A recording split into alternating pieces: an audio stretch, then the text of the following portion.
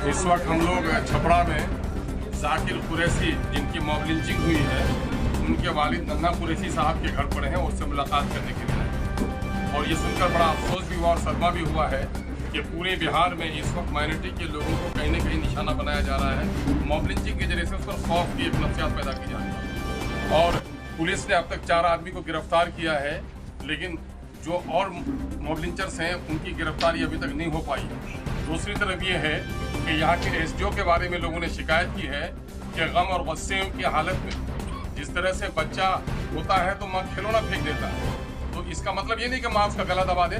प्रशासन के लोगों की जिम्मेदारी होती है कि जिन लोगों का कत्ल हुआ है, खून हुआ है, जिनका जुल्म हुआ है, उनका आंसू पोंछे।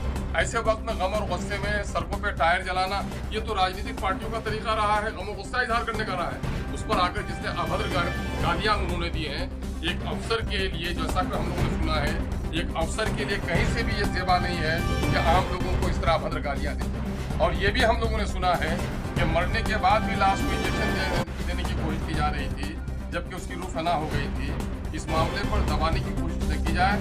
हम लोग इंसाफ का मुतालबा करते हैं और इस वक्त नीतीश कुमार की जो सरकार है, आप ये कहते हैं कि किसी को फंसाते नहीं है, किसी को बचाते नहीं है, जीरो हम करप्शन को और कम्युनिज्म को बढ़ने नहीं देंगे, तो ये जो क्राइम बढ़ता चला जा रहा है, आप क्यों इतने कमज़ोर हो गए? ये कहीं न कहीं से ऐसी पार्टियाँ जो माइनॉरिटी के और दलितों के वोटों से खिलवाड़ करती है, उनकी साजिश का एक हिस्सा है कि कहीं न कहीं से माइनॉरिटी को खौफजदा कराकर कोई किसी वोट को मुत्तहिद करना चाहता है और कुछ लोग हैं कि माइनॉरिटी को खौफ दिलाकर उनके वोटों पर कब्जा करना चाहता है। ये गहरी साजिश बिहार में चल रही है।